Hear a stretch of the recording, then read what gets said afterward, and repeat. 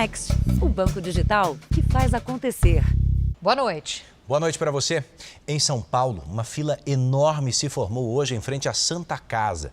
Dezenas de pessoas estavam aguardando a oportunidade de fazer exames e marcar consultas. Embaixo de sol forte, muitos desistiram e até passaram mal. Espera. Tá difícil, meu patrão, tá difícil. Espera. Essa foi a manhã de dezenas de pessoas que buscavam oportunidade de marcar exames, consultas e cirurgias na Santa Casa de Misericórdia, no centro de São Paulo. Estou desde as 7h30, desde o ano passado, que eu tento agendar, ela tem ortopedista, remato e não consigo. Não tenho condições, porque meu problema é cardíaco, eu sou deficiente visual, é difícil. O hospital entrou em contato com os pacientes pedindo para que viessem para cá hoje ou amanhã para serem atendidos. Segundo as pessoas que estavam na fila, a espera passou de 5 horas para conseguir retirar uma senha. E no meu papel está escrito com urgência para remarcar a consulta. Nós estamos no 3º quarteirão já, para depois chegar lá dentro. Eu não imaginava que ia ser toda essa fila aqui toda. O calor fez algumas pessoas passarem mal, como essa senhora que foi amparada pela nossa equipe. Cuidado, minha filha. Ela vai. Essa outra mulher se deslocou quase 40 quilômetros e ficou 8 horas para ser atendida. Sede, fome, com dor de cabeça, dor no joelho, porque o sol está muito quente. É humilhante isso aqui, né? No fim da tarde, ninguém mais esperava na rua, apenas dentro do hospital. Em nota, a Santa Casa disse que neste fim de semana realiza um mutirão para otimizar o atendimento de pacientes preferenciais e que, por causa da pandemia, o ambulatório está retomando a rotina progressivamente. Eu vou fazer o quê? Eu não consigo pagar. Eu sou obrigada a ficar aqui. Veja agora outros destaques do dia. Ministro do Supremo determina que viajantes apresentem comprovante de vacinação para entrar no Brasil. Plataforma Conect SUS do Ministério da Saúde tem segundo dia fora do ar, após ataques de hackers. São Paulo registra primeiro caso da variante Ômicron, de uma pessoa que não viajou ao exterior. Governo decreta situação de emergência em cidades da Bahia e de Minas Gerais. Vítimas das enchentes poderão resgatar dinheiro do Fundo de Garantia. Nos Estados Unidos, tornados deixam dezenas de mortos e feridos.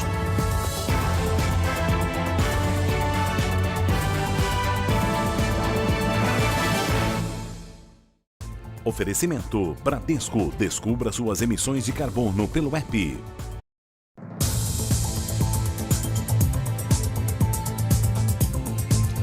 O desfecho que todas as famílias de sobreviventes da Boate Kiss esperavam teve que ser adiado à força de um habeas corpus preventivo. Bom, os 4 condenados pelo júri popular vão responder em regime fechado, apenas que vão de 18 anos a mais de 22 anos de prisão. Só que eles seguem em liberdade, até a decisão de 3 desembargadores do Tribunal de Justiça Gaúcho. Os 4 condenados deveriam sair do tribunal direto para o presídio. Eu estou decretando a prisão dos 4, pedindo que se observe a dispensabilidade de algema e que eles sejam conduzidos com toda dignidade. O cumprimento da pena se daria em regime fechado e deveria ser executada de imediato. Mas o juiz recebeu a comunicação de que o Tribunal de Justiça do Rio Grande do Sul havia concedido um habeas corpus preventivo solicitado por Elisandro Spor, o dono da Boate Kiss, e extensivo aos outros condenados. Considerando que estavam soltos os réus desde 2013 e a fundamentação foi só com base na pena para prisão ali que o doutor Albano decretou, então que teria que ser solto.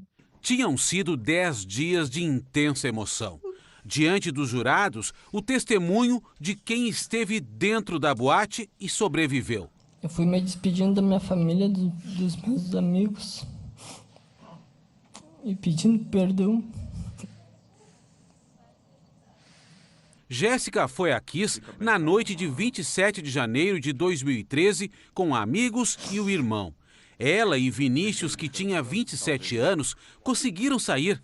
Ele voltou para ajudar outras pessoas. Salvou pelo menos 14 vidas, mas acabou morrendo intoxicado pela fumaça. Quando a gente tem uma educação de ajudar o próximo, a gente tenta ao máximo. O julgamento concentrou o sentimento de centenas de famílias. Abraços e lágrimas mostravam que o resultado de quase 9 anos de espera estava perto. 22 anos e 6 meses de reclusão para Elisandro, 19 anos e 6 meses de reclusão para Mauro, Marcelo e Luciano, 18 anos de reclusão. O habeas corpus preventivo adiou a expectativa das famílias. Tanto o Ministério Público quanto os advogados de defesa dos condenados podem recorrer da sentença para tentar mudar alguns pontos, como o tamanho da pena ou até tentar anular a decisão do júri.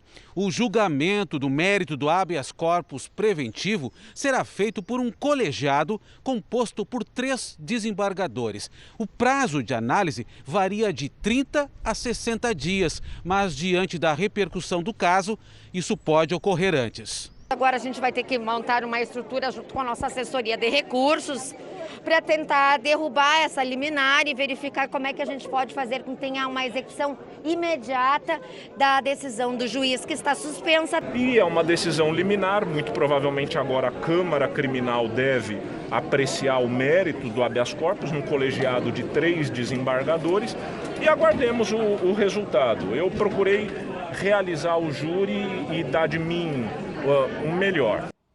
Bom, você sabe que a cidade de Santa Maria acompanhou passo a passo esses 10 dias de julgamento. Muitos preferiram, inclusive, estar juntos num telão montado em praça pública. Agora os moradores aguardam a volta das famílias que viajaram para Porto Alegre. Juntos eles preparam um ato em memória às vítimas depois da resposta da Justiça. Santa Maria amanheceu silenciosa. A tenda, que acolheu dezenas de pessoas durante os dias do julgamento, ficou quase vazia. Mas os voluntários seguiram a postos para prestar apoio para quem precisasse. A gente está aqui justamente para poder permitir que as pessoas deixem uma mensagem de apoio aqui no quadro, para permitir que elas conversem conosco, para estar junto justamente nesse momento e poder auxiliar no que a gente puder. Fanny perdeu a única filha que comemorava os 22 anos na noite do incêndio. Ela segue com a foto de Flávia junto ao coração. Mesmo com o resultado do julgamento, diz que a dor não vai terminar. Você sente aliviada um pouco, mas o meu coração, a dor é a mesma, mais que outras mães não passam o que nós estamos passando. Seu marido não perdeu nenhum familiar na tragédia, mas se emociona cada vez que passa pela tenda e lembra do momento em que 242 jovens perderam suas vidas. Eu estou bem sensibilizado. As lembranças continuam espalhadas pela cidade. 242 cruzes brancas cravadas no chão e uma fachada que nunca vai sair da lembrança dos moradores de Santa Maria. Dá uma tristeza, né? Vendo a tragédia que aconteceu aqui. Foi uma tragédia, né, que marcou bastante aqui a cidade, e não só a cidade, como o Brasil inteiro, né? Mais de 50 familiares de vítimas e sobreviventes foram a Porto Alegre acompanhar de perto o julgamento. A volta está marcada para amanhã à tarde. A cidade prepara uma recepção e um abraço coletivo. Uma forma de marcar o fim da espera, depois de quase 9 anos, por uma resposta da Justiça para a tragédia da Boate Kiss. Qualquer nova notícia em Santa Maria ou em Porto Alegre, você vai saber por aqui. E atenção agora, porque o ministro Luiz Roberto Barroso, do Supremo Tribunal Federal, determinou há pouco que o governo exija o comprovante de vacinação contra a Covid-19 das pessoas que querem entrar no Brasil. Quem vai dar para a gente agora todos os detalhes, direto de Brasília, é a Nathalie Machado. Nathalie, o que todo mundo pergunta é, o que vai acontecer com quem não apresentar esse comprovante? Olá, Eduardo, boa noite, Giovana, boa noite a todos. O ministro determinou que quem não apresentar esse comprovante de vacinação seja impedido de entrar no país. Agora, essa decisão ela vai contrariamente ao entendimento, à portaria do governo federal, que diz que quem não tiver a imunização, viajante que não tiver essa imunização, ele pode fazer a quarentena de 5 dias no Brasil. O ministro Barroso disse que se baseou nas notas técnicas da Agência Nacional de Vigilância Sanitária para tomar essa decisão. A dispensa do comprovante só pode ocorrer por motivos médicos, caso o viajante venha de um país que não tenha imunização ou então por alguma razão humanitária, Bom, e essa decisão, Nathalie, começa a valer já, imediatamente ou não? Ainda não, Edu. Demora um pouquinho porque o governo federal também precisa ser notificado e depois disso os órgãos de fiscalização ainda precisam comunicar os aeroportos. Demora um pouco, mas não muito. E o ministro Barroso ele pediu para que essa decisão ela seja analisada no plenário do Supremo na próxima semana. Mas quem determina a pauta de julgamento é o presidente da Casa, o ministro Luiz Fux. O Ministério da Saúde ainda não se pronunciou sobre o assunto. Edu, Gil. Nathalie Machado, direto de Brasília, obrigado pelos detalhes. Em São Paulo foi confirmado hoje o 4º caso da variante Ômicron, o primeiro de uma pessoa que não esteve recentemente no exterior. Bom, antes da decisão do ministro Barroso sobre a entrada no país, o governo havia estabelecido uma quarentena de 5 dias aos viajantes que chegam ao Brasil sem vacinação. Ela iria começar hoje, mas foi adiada por uma semana depois que um ataque de hackers aos serviços do Ministério da Saúde aconteceu. Os aplicativos e páginas que mostravam os comprovantes de vacinação contra a Covid, como o Conect SUS, ficaram 2 dias fora do ar, desde sexta-feira, quando o sistema do Ministério da Saúde foi atacado por hackers. Uma situação que afeta os brasileiros com viagens internacionais marcadas. Ontem, o Ministério das Relações Exteriores informou o problema e pediu que os países aceitem o certificado de vacinação de papel. A suspensão do sistema também afetou novas regras para viajantes estrangeiros que desembarcam no Brasil. A decisão do ministro Barroso, que determina a exigência de vacinação para quem chegar ao Brasil, passa a valer após o governo ser notificado. Já a portaria do governo exige quarentena de 5 dias às pessoas que não tiverem comprovantes de vacinação.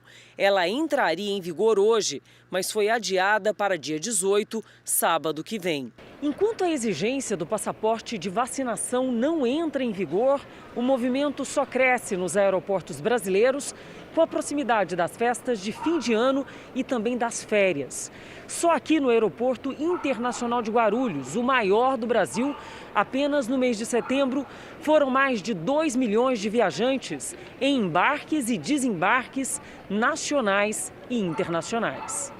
Só agora, depois de um ano e devidamente imunizada, Deise vai conhecer a neta que nasceu no exterior. Ela teve uma gestação extremamente difícil, eu não fui, não acompanhei e agora que surgiu a oportunidade, depois da 3ª dose, é que nós estamos indo.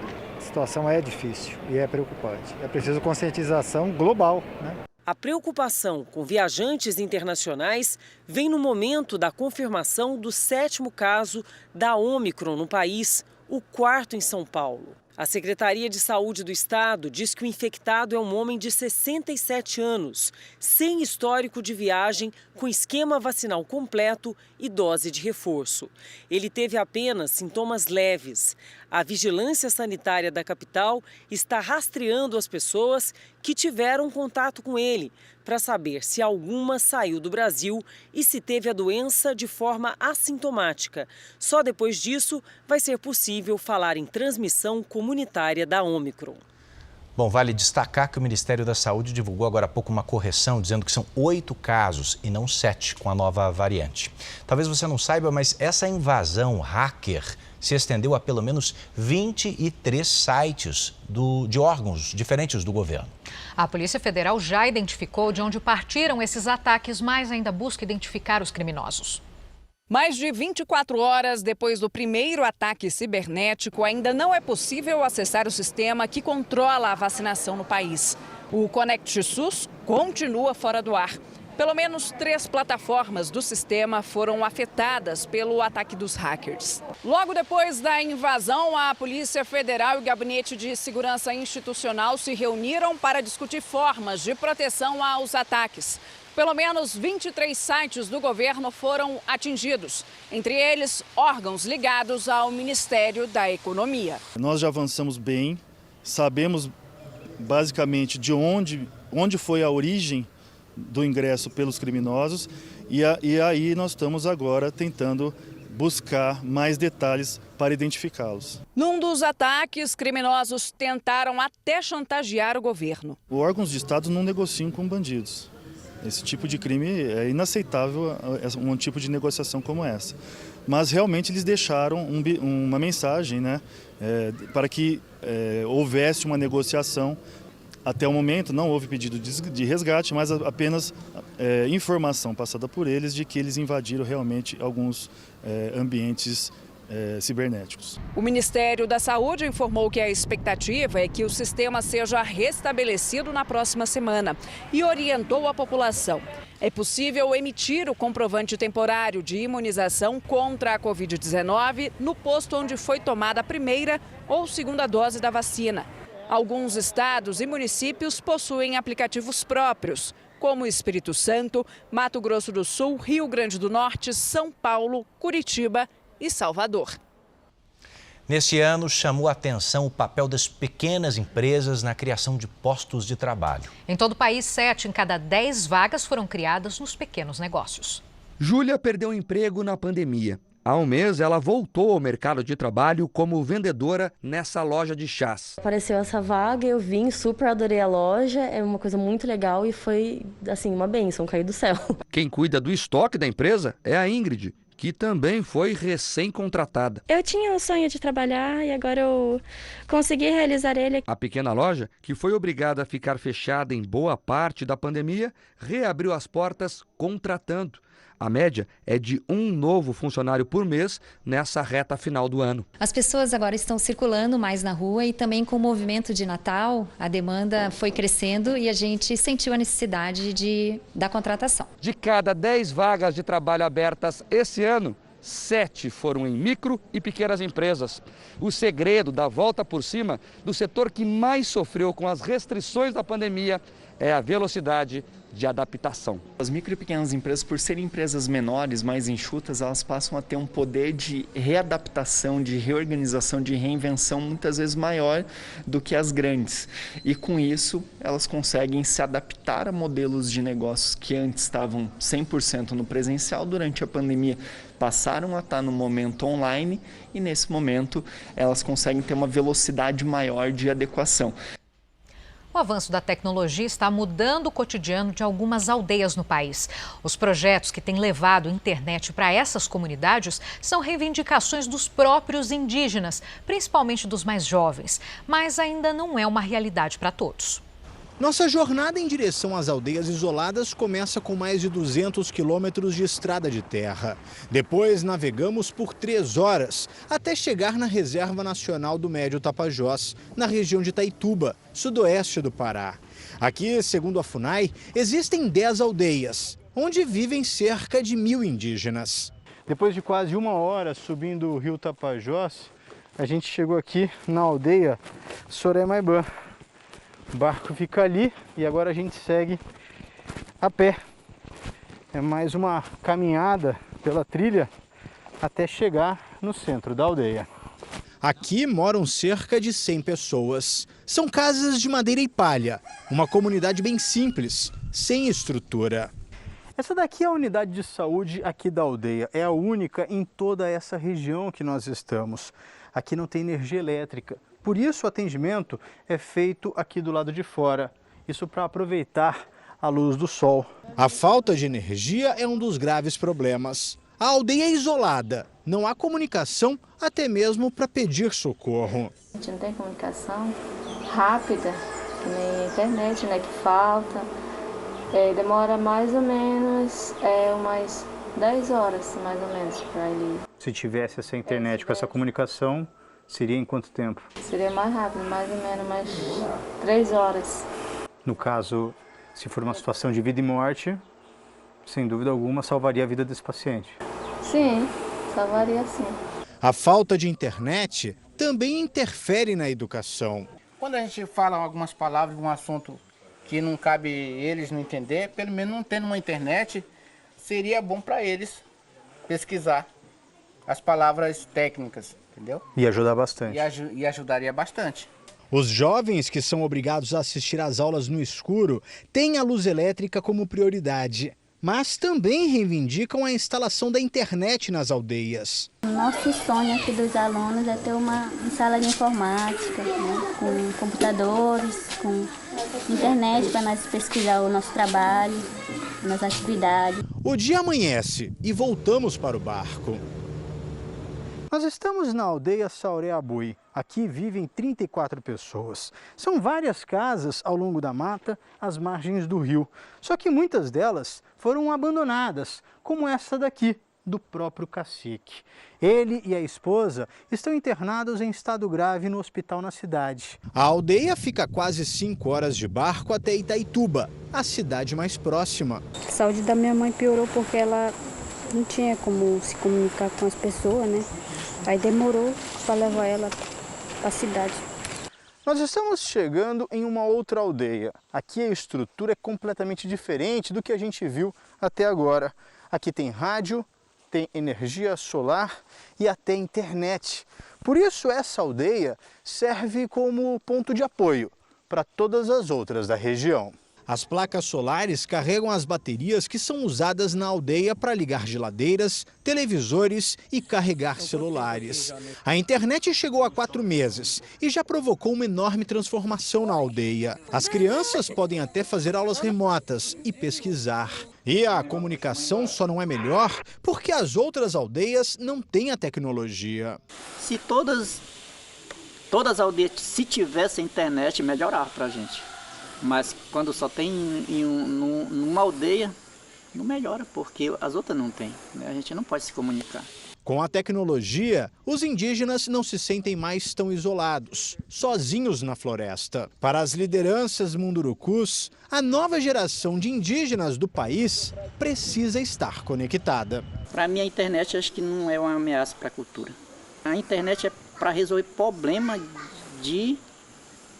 resolver os problemas de saúde, de educação, né? Não é para tirar culturas indígenas. Isso para mim não existe. No Rio Grande do Norte, o problema neste momento é outro. Mais de 50% das cidades por lá enfrentam seca severa. O estado tem a pior situação em todo o Nordeste. Na zona rural do município de Eloy de Souza, a quase 90 quilômetros da capital do Rio Grande do Norte, vive uma comunidade com 38 famílias. Elas plantam basicamente milho e feijão, mas com as altas temperaturas e a falta de chuvas, as lavouras não vingam. Seu Adailton tem 52 anos e nunca viu uma seca como essa. Essa seca braba aí é muita perca por todo lado. Nesse curral tinham 5 animais, todos morreram por falta de alimentação. O proprietário não tinha mais condições de comprar a ração. A gente comprar um animalzinho com um sacrifício e perder assim, eu nunca ter perdido desse jeito, mas... Para sobreviver, o gado se alimenta de cactos, folha de juazeiro e caracaxá, plantas nativas do sertão. Mas os bichos ficam assim, magros e fracos. Nesse trecho, um cemitério só com as carcaças. Quando um animal morre, se estiver sadio, há uma divisão entre os mais necessitados da comunidade. O agricultor, e principalmente o assentado, ele vive exclusivamente da agricultura. Não tem outra fonte de renda.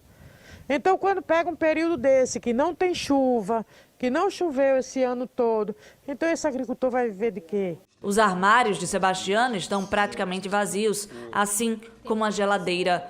À beira do fogão a lenha, a agricultora relata a angústia que sente por não saber o dia de amanhã.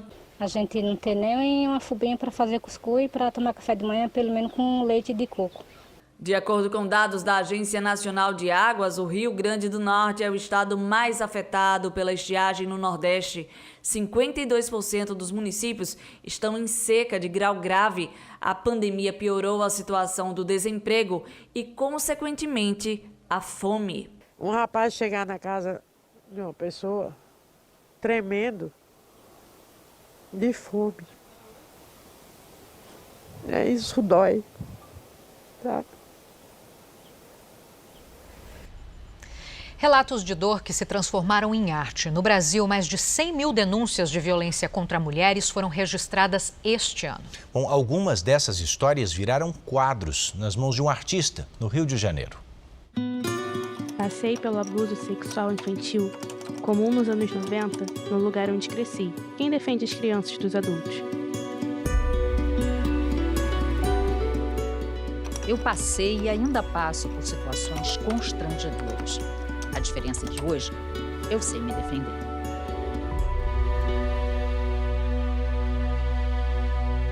Eu fui vítima de violência doméstica quando eu tinha 24 anos. Nessa época não existia a Lei Maria da Penha.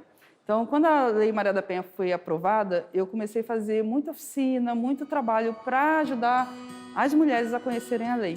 E com isso eu acabei me tornando assim meio que um símbolo da luta pelo fim da violência doméstica. E muitas mulheres começaram a me procurar para contar suas histórias. Histórias guardadas em segredo por muitas delas. A gente sempre tem uma memória, né? Sempre tem um sofrimento quando a gente fala. Então é difícil, é um assunto difícil de ser falado, de qualquer forma. Eu acho que é isso, é pegar uma coisa que você muitas vezes nunca contou para ninguém, você tinha guardado e fazer alguma coisa com ela, pegar uma dor, uma coisa ruim e transformar em algo positivo, numa obra de arte. Essas obras nasceram dos relatos de dezenas de mulheres. Todas elas passaram por algum tipo de violência. Por trás dos traços e das cores, cicatrizes que elas levam das histórias de dor e sofrimento. É uma exposição de arte, mas também um retrato do que milhares de mulheres enfrentam em todo o país. Só no primeiro semestre desse ano, a Ouvidoria Nacional dos Direitos Humanos recebeu no Rio de Janeiro mais de 28.700 denúncias de violência doméstica. Em todo o país, elas passaram de 118.400. As obras expostas no Museu da República, no Rio, são uma quebra do silêncio das vítimas. A Cristina, que teve 85% do corpo queimado pelo ex-marido, faz um desses relatos. O caso dela marcou a década de 1980, com repercussão em todo o país. Pegou o álcool, arremessou, eu comecei a gritar e ele foi numa atitude absolutamente cruel, riscando palitos de fósforo, até que no terceiro palito incendiou. Fiquei 4 dias em Curitiba internada. O agressor foi julgado e condenado a 13 anos e 10 meses de prisão. Ele ainda figura como um dos únicos casos de vítima viva com condenação exemplar. A Érica espera a condenação do homem que assediou, perseguiu e ameaçou no trabalho há mais de uma década. Tem um processo aí de mais de 10 anos, que é uma vida que você fica esperando para poder voltar ao seu trabalho, para poder exercer a sua função. Então eu me sinto punida, mais punida do que o próprio agressor, né? Acho que, na verdade, é impossível qualquer mulher assistir essa exposição e não se identificar com ela. Eu não tô sozinha, isso acontece com todo mundo do meu sexo, né?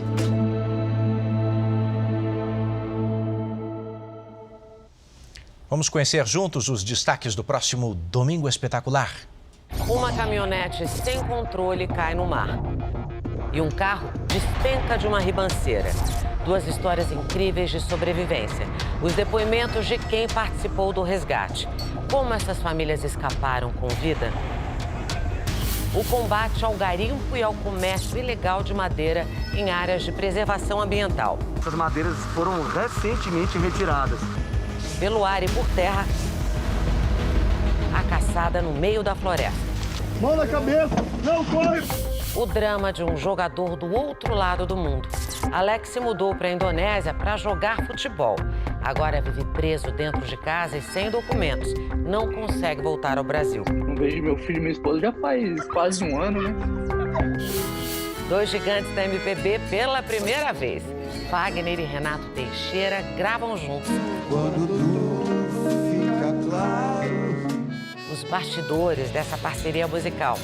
Por que o lugar que eles escolheram para as gravações é tão especial? A gente mostra nesse Domingo Espetacular, depois do Canta Comigo, Tim. E por aqui, a seguir, você vai ver como moradores da Bahia e de Minas Gerais afetados pelas chuvas poderão resgatar o dinheiro do FGTS.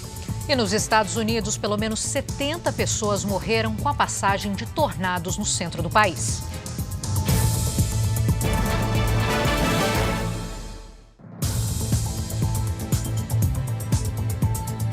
Olha, adeus às filas no cartório. O reconhecimento de firma por autenticidade agora pode ser feito de forma digital. Pelo celular, o médico Fernando cria um certificado digital. Eu já até uso um certificado digital para poder fazer receitas. Mas uma coisa que vai me ajudar bastante, poder fazer tudo de casa. É uma espécie de assinatura digital que substitui a presença da pessoa no cartório. A pandemia acelerou a prestação de serviços digitais dos cartórios.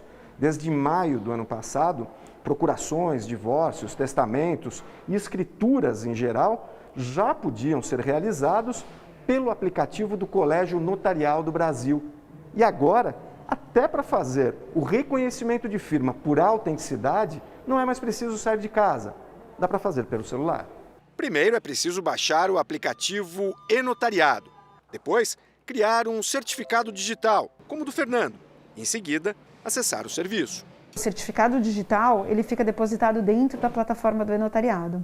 Nesse certificado digital tem a conferência da biometria, identificação facial e todo o histórico de documentos de todos os cartórios que ele passou. O reconhecimento por autenticidade é utilizado principalmente em financiamentos bancários, autorizações de viagens para menores de 18 anos e transferências de veículos. Além dos documentos e da assinatura eletrônica, uma videoconferência com as partes envolvidas ajuda a testar a autenticidade. Acho que tem dois grandes beneficiários: pessoas que moram fora do Brasil, pessoas que moram em grandes centros, que sofrem com o trânsito, também são beneficiadas. Agora, se a pessoa tiver o celular roubado, por exemplo... Tem que bloquear o celular, fazer boletim de ocorrência e cancelar o certificado. Com o reconhecimento por autenticidade, a maioria dos serviços passa a ficar disponível no aplicativo. Fila de cartório... Nada, acabou. Nunca mais? Não, nunca. O presidente Jair Bolsonaro afirmou hoje que as Forças Armadas estão prontas para ajudar as vítimas das chuvas na Bahia e em Minas Gerais. Esse anúncio, e anunciou inclusive que o fundo de garantia dessas pessoas atingidas vai ser liberado. Bolsonaro esteve no Rio de Janeiro para uma formatura de aspirantes da Marinha. A cerimônia reuniu 197 aspirantes que receberam o espadim e se tornaram guardas marinha. O presidente estava acompanhado do ministro da Defesa, Braga Neto.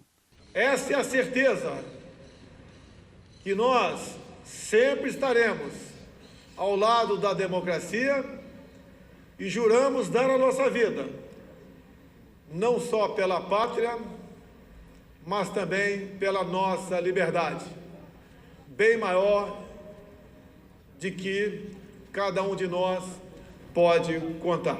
Jair Bolsonaro anunciou que as Forças Armadas estão prontas para dar auxílio às cidades que foram atingidas pela chuva no sul da Bahia e no norte de Minas.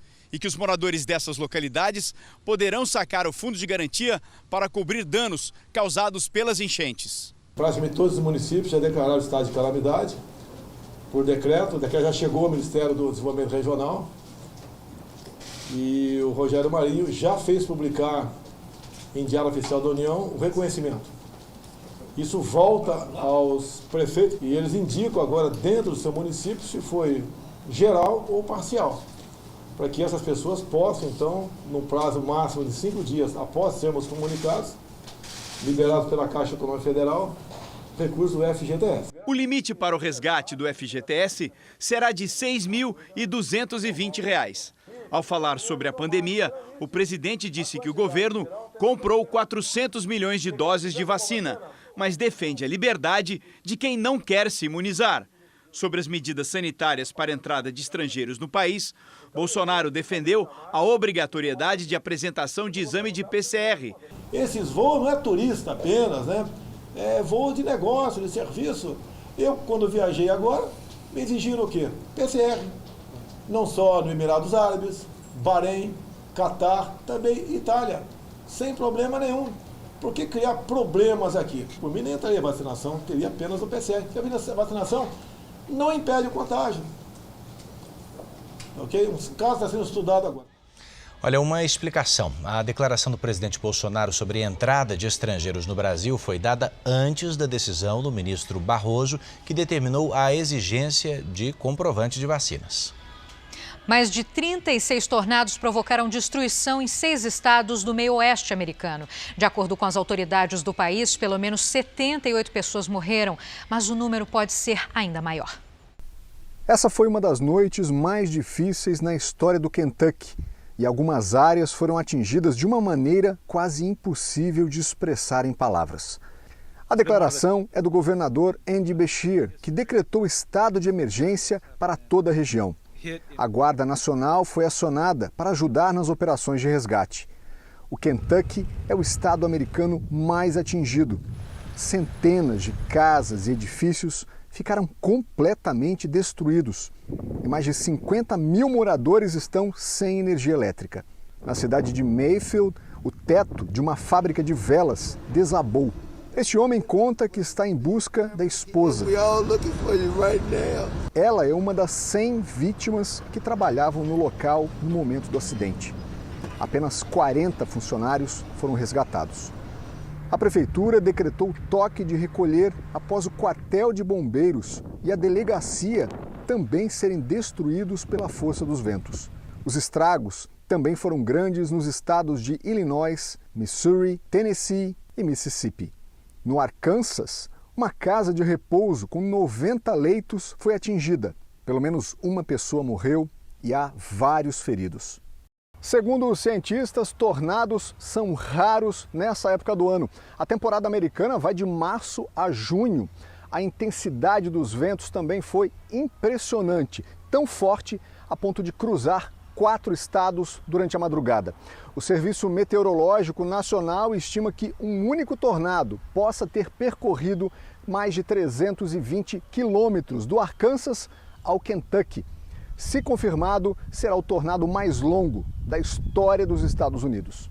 O presidente Joe Biden descreveu o fenômeno como uma tragédia inimaginável. Ele ainda determinou que recursos federais sejam direcionados imediatamente para as áreas mais necessitadas.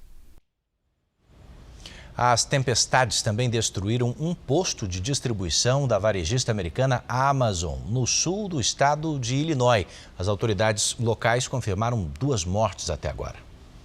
Os bombeiros interditaram toda a área e continuam em busca de vítimas. Centenas de funcionários ficaram presos sob os escombros. O grupo trabalhava no turno da noite quando o teto e parte da estrutura do galpão desabaram. A dimensão do estrago ultrapassa o tamanho de um campo de futebol.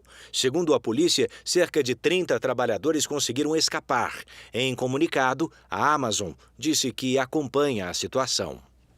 Nós temos um sábado marcado por protestos na Áustria, protestos contra as medidas de restrição da pandemia e também contra a obrigatoriedade da vacina. Nessas imagens você acompanha milhares de pessoas que lotaram as ruas da capital, Viena. Os manifestantes são contra as medidas anunciadas pelo governo ontem, sexta-feira. O plano é tornar a vacina obrigatória apenas para maiores de 40 anos, isso a partir de fevereiro.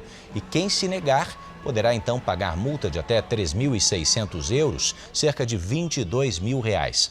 Até aqui, 68% dos austríacos estão totalmente vacinados. Você acha muito? Não. Um dos mais baixos índices em toda a Europa. Olha, o turismo espacial avança nos Estados Unidos. A empresa que pertence ao homem mais rico do mundo fez uma 3ª viagem. Na tripulação, convidados de honra, um apresentador de televisão e também a filha do astronauta americano Alan Shepard. O foguete decolou do Texas ao meio-dia pelo horário de Brasília. Nas imagens que você vê, ele lança a cápsula que alcança o ponto onde se inicia o espaço. 10 minutos depois, agora com a ajuda de um paraquedas, os viajantes voltaram para a Terra e comemoraram. O valor das passagens não foi divulgado. Você vai ver a seguir as chuvas pelo Brasil. Quase 2.000 pessoas estão desabrigadas em Minas Gerais. Na Bahia, 25 cidades decretaram situação de emergência. No interior do estado, 2 barragens se romperam com volume d'água.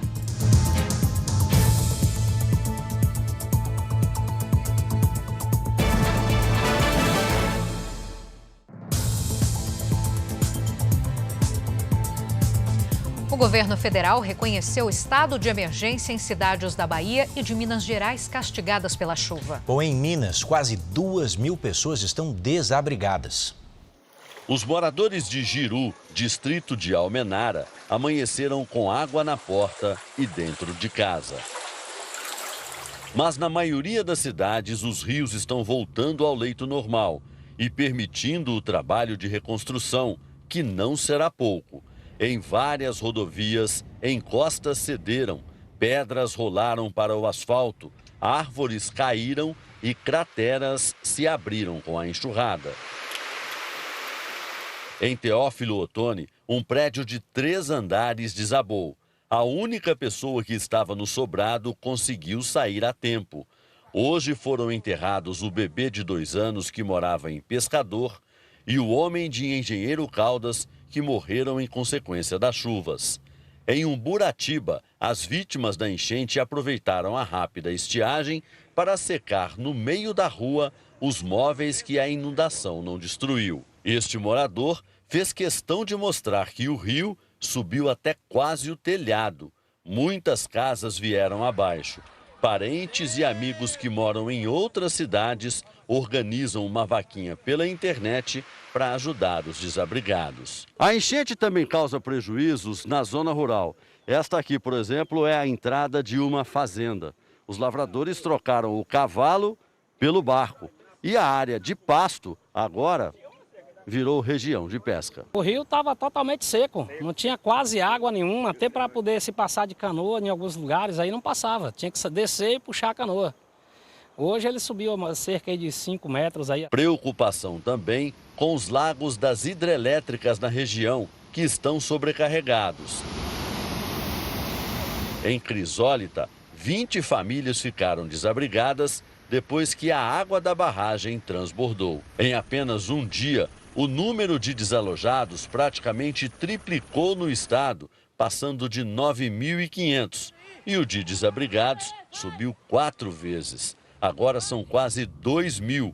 Segundo a Defesa Civil de Minas, 62 cidades foram prejudicadas pelos temporais. Vamos fechar aí dezembro com chuvas bem acima da média. Sempre ter aquela percepção do risco, evitar atravessar em alagamentos, onde tem área de inundação, né? Porque a gente não sabe o perigo que tem embaixo dessas águas, que geralmente são turvas, né? E a gente não tem visibilidade. Mais de 60 cidades prejudicadas em Minas e na Bahia são 25 os municípios em situação de emergência, tudo já decretado pelo governo do estado. Em Ilhéus, hóspedes de um hotel de luxo, você vai ver, ficaram isolados nessa madrugada.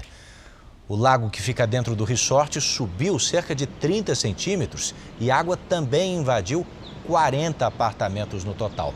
A situação já está controlada, mas alguns hóspedes precisaram ir para um outro hotel perto dali. Em Trancoso, mais ao sul do litoral baiano, o vídeo mostra uma enxurrada na ladeira que dá acesso à praia. Segundo a Defesa Civil, não houve deslizamento e nenhuma família até aqui precisou ser desabrigada. Nós vamos ver agora a situação em Itacaré, outro grande ponto turístico na Bahia. As fortes chuvas registradas no sul e extremo sul baiano têm trazido uma série de consequências em grande parte dos municípios do estado. Em Itacaré, local muito conhecido pelas belas praias e atividade turística, o cenário encontrado agora é bem diferente. Itacaré é uma cidade turística que recebe vários visitantes anualmente, né? Pessoas inclusive até de outros países. Da nossa realidade, como a gente costuma aqui ter nossos clientes, atendimento muito bacana e infelizmente não está sendo a realidade que realmente é, né? Na Praia da Concha, uma das mais procuradas, foi preciso o uso de máquinas para a retirada de baronesas, plantas aquáticas conhecidas como símbolo de poluição, que vêm arrastadas pela força da água nos rios da região, junto a outros resíduos. A limpeza das praias faz parte do trabalho preventivo realizado pela Defesa Civil do município. Temos uma equipe só cuidando disso e recebemos, além da baronesa, tronco de árvore, galhos de árvores, animais às vezes mortos que veio lá de outra cidade anterior a Itacaré. É muito trabalho nós estamos tendo. O rio passa por várias cidades e deságua exatamente aqui em Itacaré. A recomendação é de que a população ribeirinha, por onde ele percorre, fique atenta.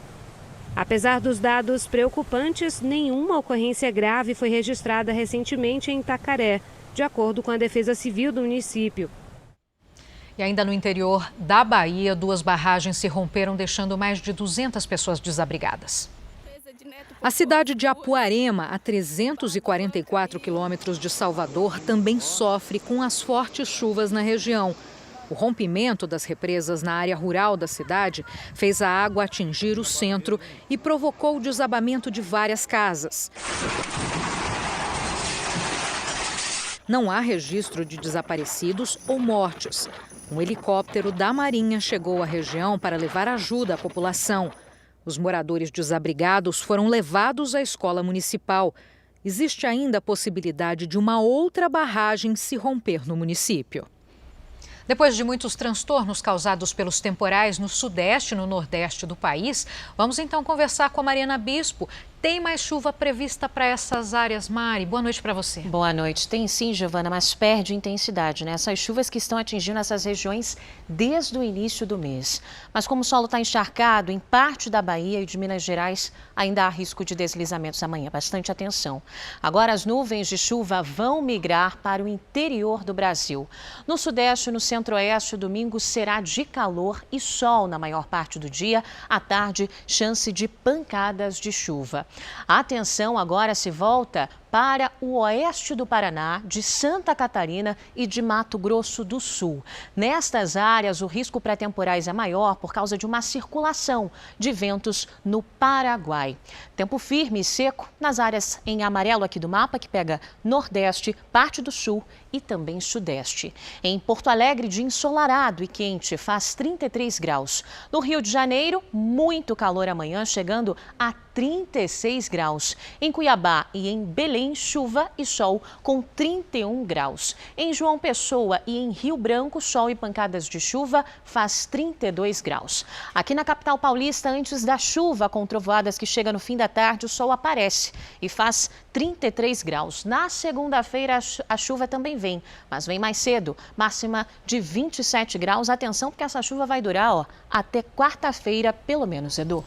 Bom, tá na hora do nosso Tempo Delivery no Nordeste. Vamos começar por lá. A Jéssica quer saber como é que serão os próximos dias em Teresina, Mari. Perfeito, muitíssimo obrigada pela participação, Jéssica. Aí na capital do Piauí, a semana vai ser de sol, calor e pancadas de chuva também.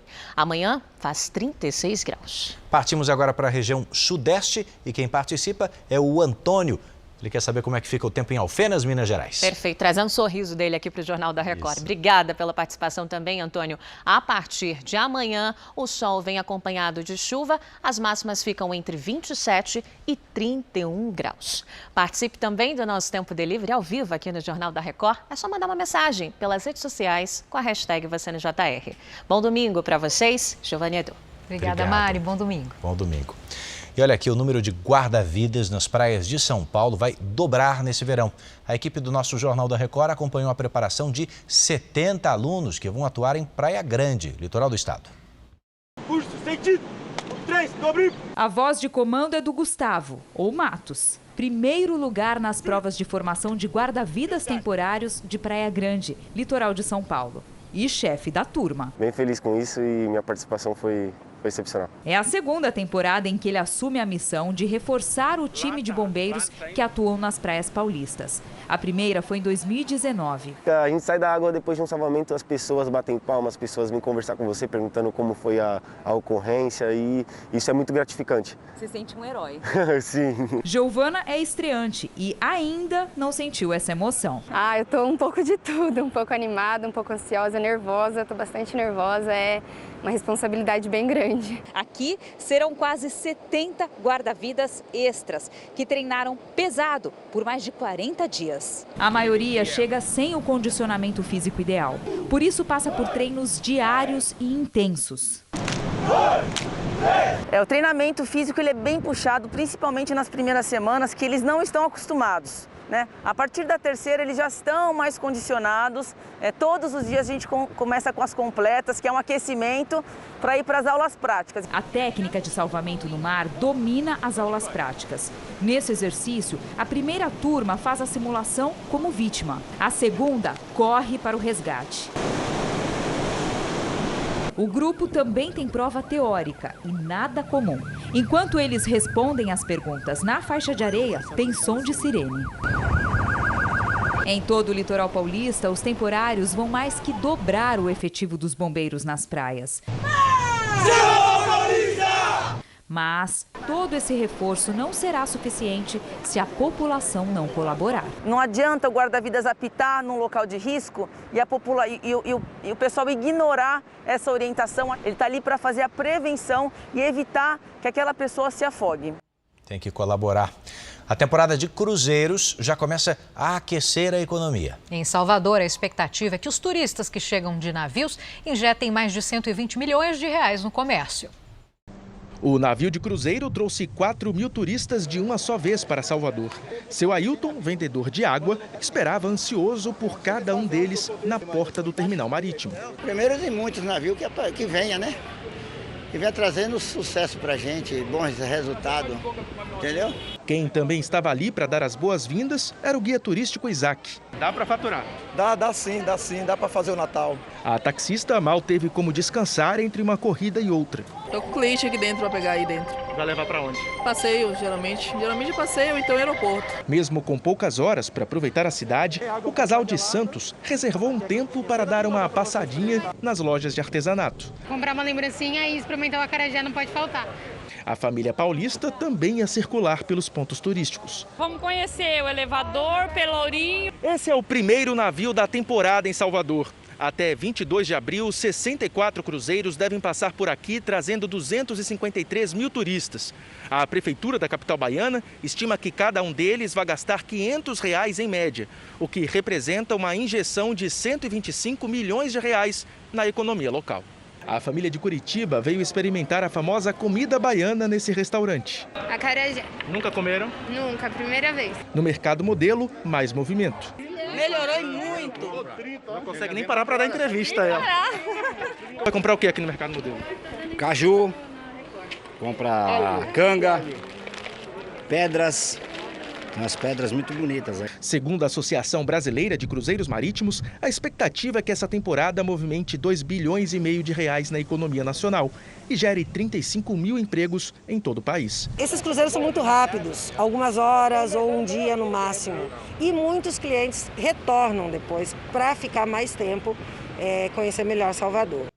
Olha, muitos pais vão se identificar agora. Uma pesquisa mostrou que 8 em cada 10 crianças brasileiras deixam de lado alimentos saudáveis para consumir produtos industrializados. Bom, essa prática é comum, inclusive entre os menores de 2 anos, o que, segundo especialistas, é um grande risco à saúde.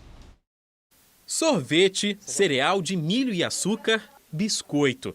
Se antes o consumo era só aos finais de semana, no último ano se tornou uma prática diária na casa desta família. Pastel, queijo, e comia muito pastel dia de semana, assim, era absurdo. Chocolate, barras de chocolate. A filha acompanhou a mãe no cardápio e passou a trocar frutas e legumes por alimentos nada saudáveis. Bala, milho, sorvete, açaí. Uma pesquisa da Universidade Federal do Rio de Janeiro indicou que essa tem sido a realidade da maior parte das crianças brasileiras. O levantamento mostrou que 8 em cada 10 meninos e meninas de até 5 anos já consumiram alimentos industrializados, como biscoitos, farinhas instantâneas, refrigerantes e bebidas açucaradas regularmente.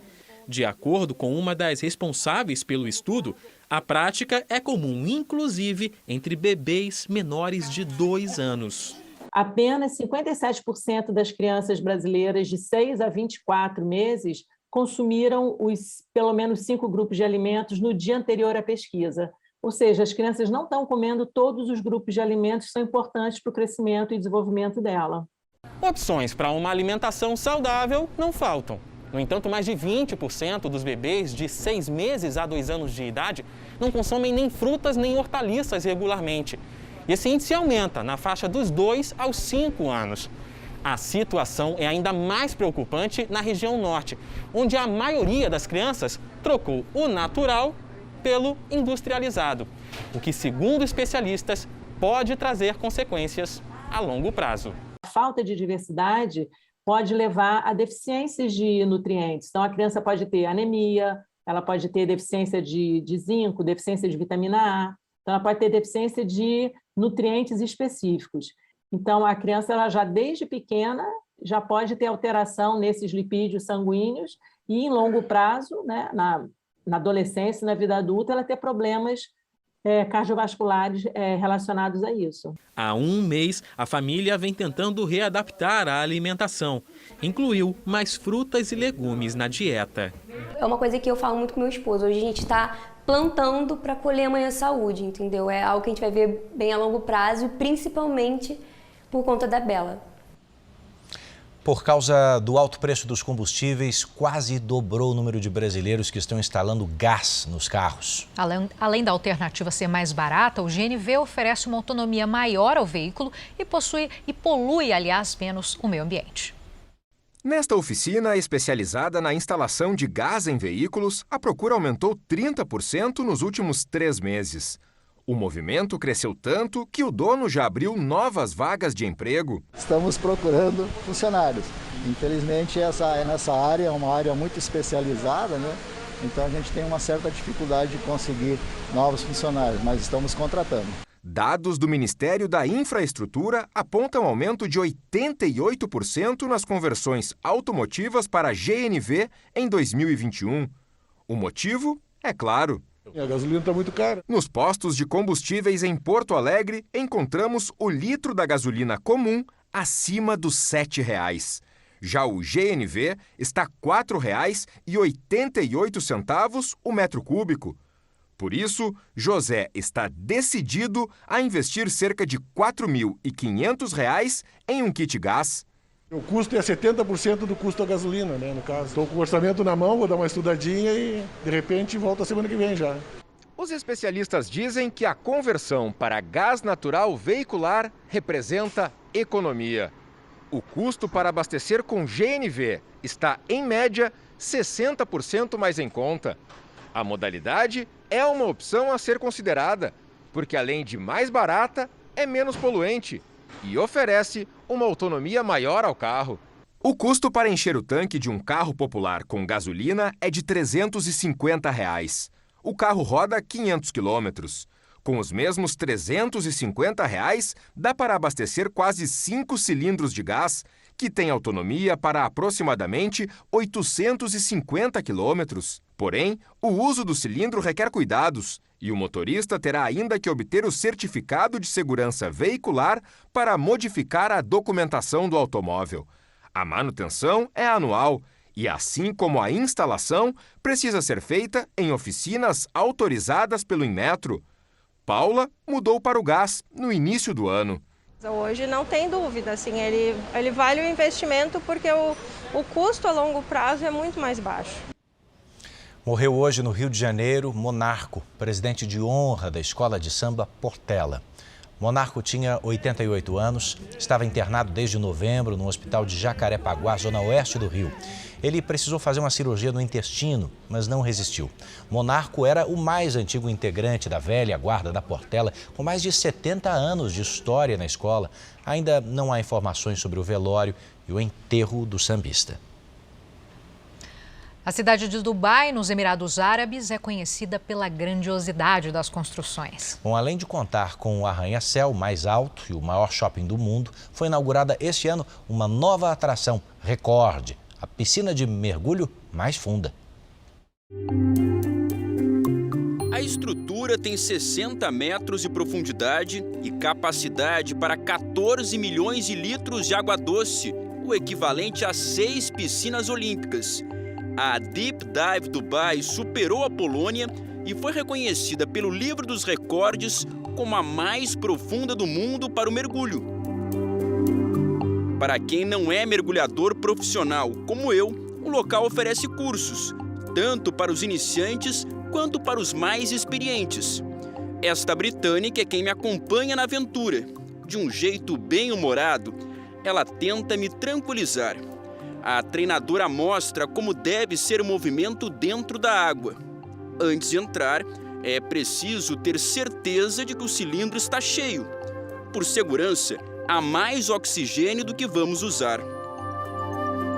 Lá embaixo, os mergulhadores podem explorar as profundezas de uma cidade submersa que tem como cenário uma paisagem urbana abandonada. A atração conta com jogos para todos os gostos e até um carro, para simular a sensação de dirigir dentro da água. Para mim, a grande dificuldade foi respirar pela boca, não tenho esse costume. Então foi um exercício.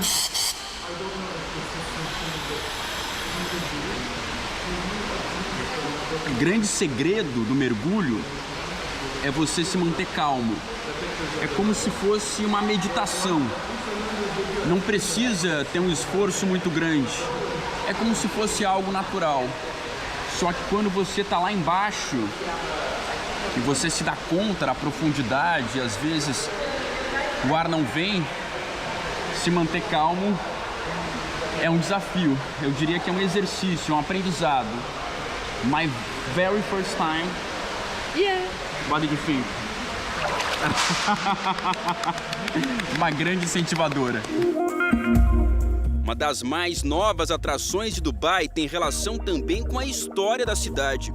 Por fora, o formato de uma ostra não é por acaso. Antes da descoberta do petróleo, os árabes viviam da caça às ostras. Mergulhavam amarrados apenas a uma corda e chegavam a ficar vários minutos sem respirar. A antiga prática em nada lembra os avanços tecnológicos da nova atração dos Emirados Árabes Unidos. A aventura pode até não ser perigosa, mas é cara, como tudo em Dubai. 1 hora de mergulho pode custar mais de R$2.000. É o preço da diversão na cidade que faz questão de ir do ponto mais alto ao mais profundo, sem esquecer do luxo e da tecnologia de ponta.